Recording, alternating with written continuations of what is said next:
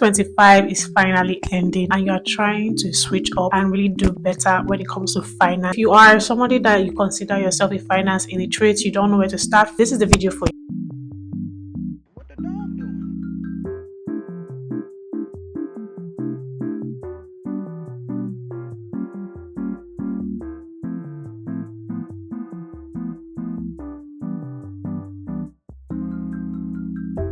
Hi everyone, welcome back to my channel. My name is Deborah. I wish I knew some of these tips like 2 years ago. I feel like my bank account will be swimming by now.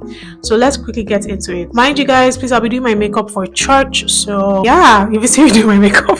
Maybelline 355 foundation. This foundation is almost finished. I have to open the bottle. First of all, we'll touch on the myths of finance. The first myth I feel like people always talk about is investing in beauty and trying to invest in your looks and things like that.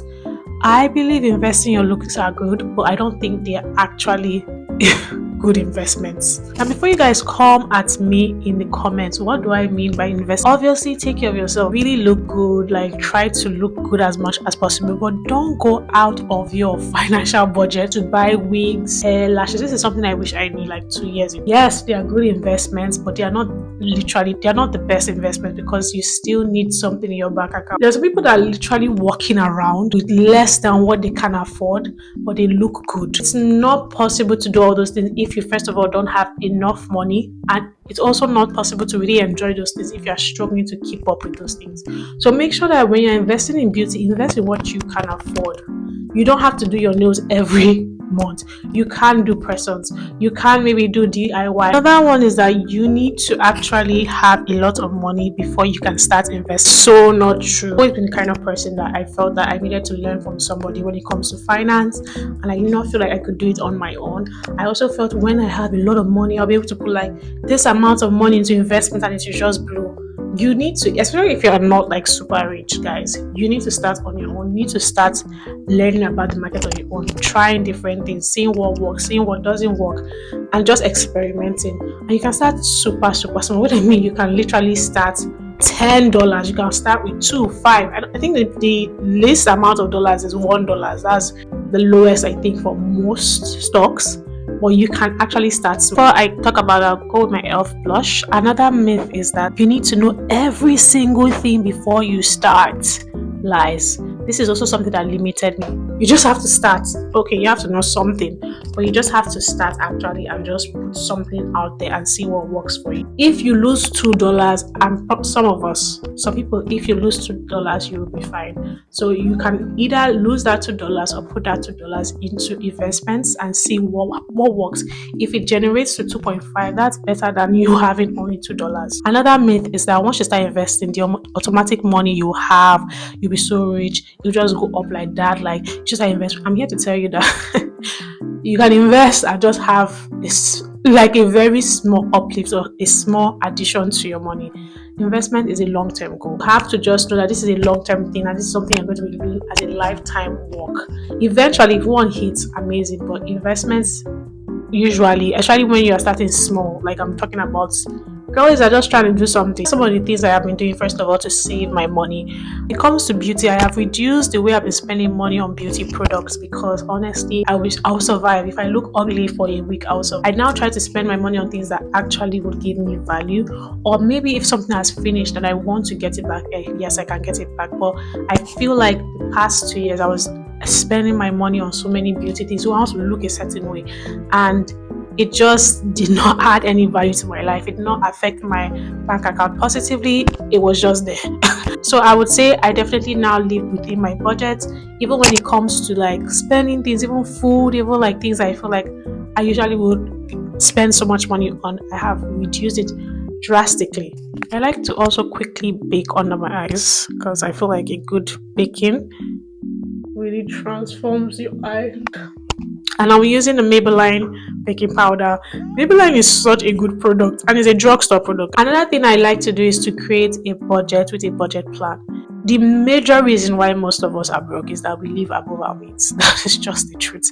Even as I create a budget plan, I still find myself going above and beyond, and I don't know why.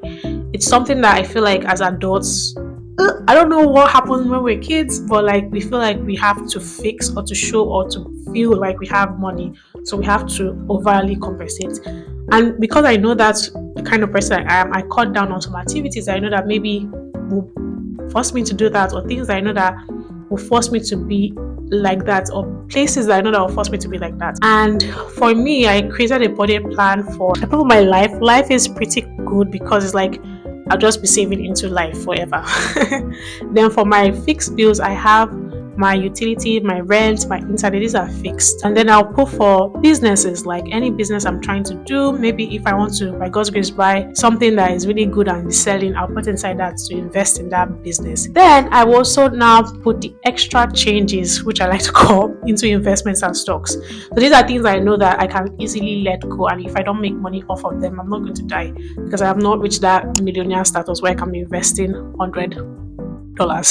This has totally improved the way I'm living my life, because first of all, I've cut back on a lot of things, and second of all, it makes me want to invest. So I'm very conscious. So now that I've given you the tips and tricks, before I line my lips with this Elf Cream Glide Lip Liner, where do you do your investment? That's the most important thing ever. Like, people talk about invest, and it's so annoying when I hear people say invest, and it's like, where am I going to invest this into? So for banks, people say banks have really low return on investments. I never really invested in the bank.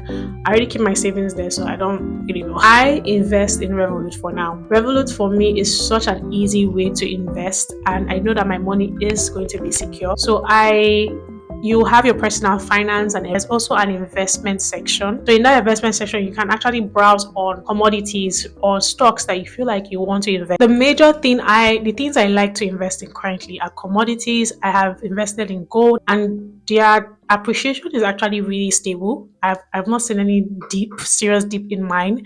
So far, I really like investing in commodities. I also like to invest in things that I see that are like brands that I know that are staying for a long time. For example, there's an investment I recently did, Etel, and Etel is like a known internet telecommunication company. So I know for a long time they're going to be here. So if you're thinking, like, if you're in Nigeria, like MTN, like Glo, these things will stay a long time. Pampers, these things are going to stay a long time before they will have any dip. So things that are steady, you should invest in. Another thing I invested in was McDonald's.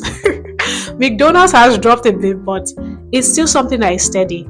It's something that that, okay, people are going to buy McDonald's no matter. Currently, I'm a very low risk investor, and because of that, I tend to invest in things that I know that are steady, but high risk gives high payout. So if you feel like you have more knowledge on some certain companies and you know they're going to blow, like the way Tesla just came out of nowhere, and if you invested in it, you probably will be a millionaire by now, or Bitcoin came out of nowhere and you probably be a millionaire by now. These are things that you can invest in. I personally have not done enough research to know which company is going to blow and not blow. Like I said, for me, this is a long-term journey rather than a short. Now I'll go with this lip plopping gloss from Elf. Really love how she says, hey. Now that we've talked about investment side, actually putting your money to work for you long term, let's talk about the self-investment that nobody talks about. These self-investments are even more important than investments in stocks. And I know you're going to be like, how do you mean? It's true.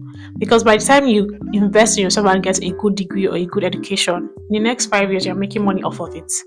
That is it. That is self-investment. By the time you buy a book that is going to teach you about finance, in the next 5 years you're making money off of it. That is good investment. You invest yourself in music, invest yourself in things that make you happy. YouTube, you want to be a content creator and you invest your time and energy into that, you make money off of it. So these are things that I feel like you can actually invest in that makes more sense. You can also invest yourself in lessons like public speaking. You feel like you're shy and you want to speak more in public, you can invest in that. You feel like you want to learn a course, you can do an online course. It doesn't have to be a master's degree or a bachelor's degree. It can be from Coursera, from Google. These are investment opportunities that can actually take your life from a 0 to 100. Now I'm going to dust up my I feel like I look good. I'm gonna do it like this because I'm already super late for church. So before I conclude this video, here is the truth. Investment is not perfect. Yes, I'm talking about investment and how it can change your life, but it can also not go as smoothly as we want it to. It cannot be linear. Sometimes there'll be ups and downs. So just keep going, calm down, keep pushing, know what you have, the mindset you have about how you want your life and your finance, mainly your bank account, to look like. pray towards it, work towards it, and take your time learning. It's not a one and done thing, and it's not something that once you put, it go just blow. That's not realistic. I think investments is something we need to talk about more, and also tracking your money and being honest with yourself. Look at your bank account, look at how much you have actually spent. If you feel like you have not done anything and you are very confused, just start doing the things I've talked about in this video and you definitely see success. I think just keep pushing. And with that, I would like to end this video. Thank you so much, guys, for watching. If you have learned something, make sure you comment. Appreciate. Bye, guys, and have a good day.